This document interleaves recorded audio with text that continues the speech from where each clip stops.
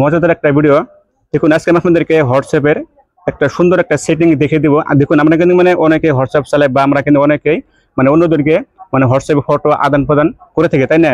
দেখুন আপনি যে কোনো অন্যজনকে কোনো একটা ফটো দেন বা ভিডিও দেন, তখন কিন্তু সে কিন্তু আপনার সেই ফটোটা বা সেই ভিডিওগুলো কিন্তু তার গ্যালারিতে সেভ করে রাখতে পারে।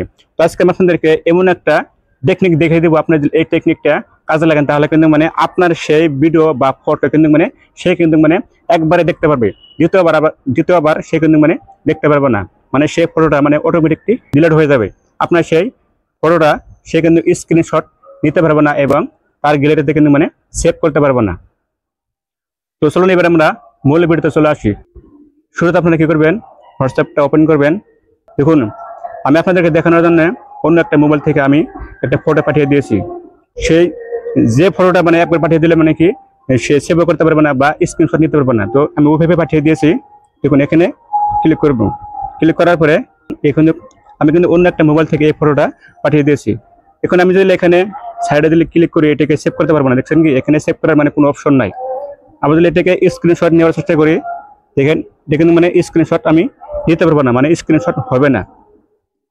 এখন আমি এটাকে ব্যাক মারার সাথে সাথে কিন্তু এই ফটোটা কি অটোমেটিকলি কেটে যাবে। দেখুন আমার এখানে কিন্তু এই ফটোটা কিন্তু নাই।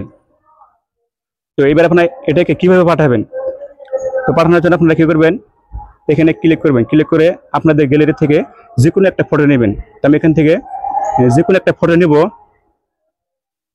ফটোটাই নেওয়ার পরে এখানে দেখতে পাবেন যে অন্যের মতন একটা আইকন আছে ওয়ান। তো এখানে ক্লিক করবেন। ওখানে ক্লিক করার পরে এখানে সেন্ডে এখানে ক্লিক করে দেবেন। ক্লিক করার সাথে সাথে কিন্তু এটা কিন্তু সেন্ড হয়ে যাবে। দেখুন যখন তার মোবাইলে যাবে তখন সে এখানে ক্লিক করবে। ক্লিক করার পরে তখন কিন্তু এই ফটোটা একবারে দেখতে পারবে, দ্বিতীয়বার কিন্তু সে কিন্তু আর দেখতে পারবে না। সেই ফটোটা অটোমেটিকলি ডিলিট হয়ে যাবে। আবার যখন কোনো একটা ভিডিও আপনি পাঠাবেন, সেটা কিভাবে পাঠাবেন, আবার এখানে ক্লিক করবেন। ক্লিক করার পরে ধরুন এক্সাম্পল আমি এখান থেকে যে কোনো একটা ভিডিও নিব। ভিডিও নিলাম, নেওয়ার পরে এখানে না বড় অনেক নতুন একটা আইকন আছে, এখানে ক্লিক করবেন। এখানে ক্লিক করার পরে এখানে ক্লিক করে এখান থেকে সেন্ড করে দিবেন। দেওয়ার পরে এরকম করে এখানে ভিডিওটা চলে যাবে।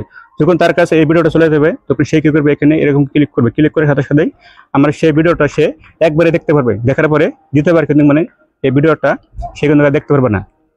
আপনার যদি এই টেকনিকে ভিডিও বা ফটো পাঠিয়ে দেন তাহলে কিন্তু সে কিন্তু আপনার এই ফটোটা তার মোবাইলে স্ক্রিনশট নিতে পারবে না এবং কি তার গ্যালারিতে সেভও করতে পারবে না।